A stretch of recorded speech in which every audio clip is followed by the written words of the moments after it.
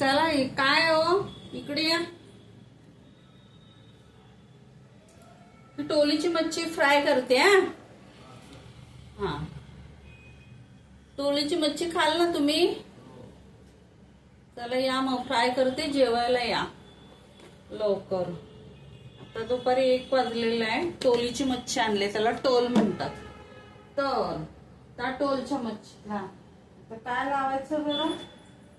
तांदळाचं पीठ न लावता करायचं की तांदळाचं पीठ लावायचं? नाही लावायचं ना. तुम्ही तांदळाचं पीठ लावून कडक करता, तर मला तांदळाचं पीठ लावायचं आहे. मला रवा नाही लावायचंय, तांदळाचंच पीठ लावायचं आहे. बघा, तर आता ह्याला काय काय साहित्य घेतलं ते मी तुम्हाला दाखवते. बघा, याच्यामध्ये हळद, मीठ आणि तिखट आणि ही थोडे अद्रकची पेस्ट, ही बघा घरी करून घेतलेली आहे. असं दाखवते मी तुम्हाला. तर हे सर्व मटेरियल ह्याला मच्छीला लावलेलं आहे. टोलची मच्छी आहे, टोलीची. तर ह्या मच्छीला मी लावलेलं आहे आणि तिला आता मी फ्राय करायला सुरुवात करते. तर फ्राय करताना बघा, मी पहिल्यांदा या तांदळाच्या पिठामध्ये टाकलेली आहे आणि मी फ्रायला सुरुवात करते.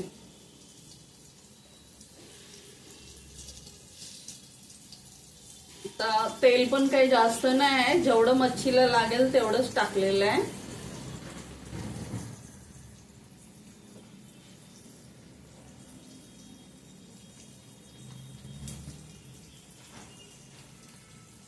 टोलची मच्छी आहे ना, शेपटीच्या मधला भाग घ्यायचा, शेपटीचा नाही घ्यायचा, तोंडाजवळचा पण नाही घ्यायचा, मधला भाग घ्यायचा. खूप टेस्टी लागते आणि फ्राय आणि कालवण रस्सा पण खूप छान लागतो. आता जेवताना ताट भरलं की मी तुम्हाला दाखवते. काकांना भाकरी, भात, रस्सा आणि मच्छी फ्राय असं मी तुम्हाला दाखवते. आणि तुम्ही पण करून खा. टोलची मच्छी खूप चांगली असते, चवीला भारी लागते. चवीला भारी लागते. करळीची पण भारीच असते, जाडी करळी.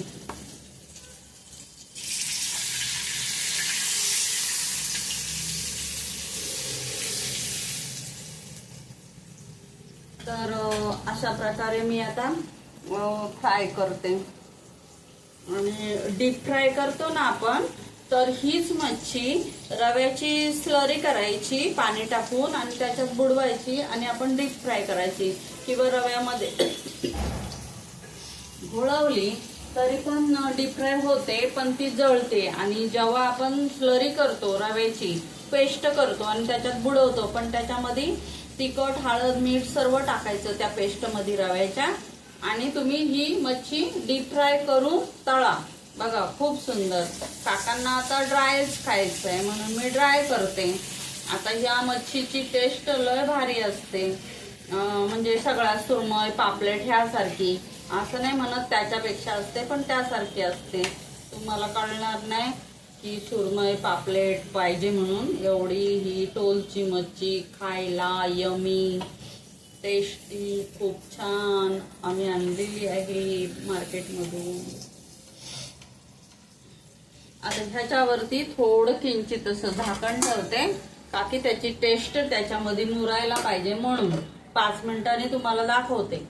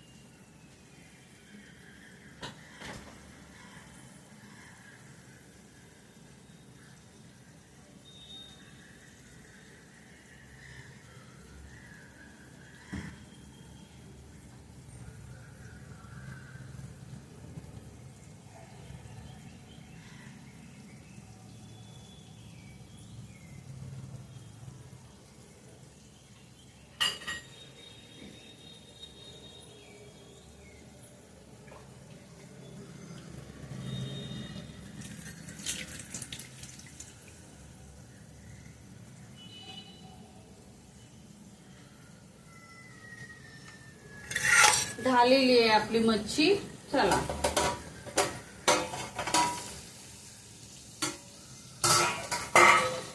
आणि त्या काकीच्या किचन मध्ये आपली मच्छी तयार झालेली आहे. आता आपण ना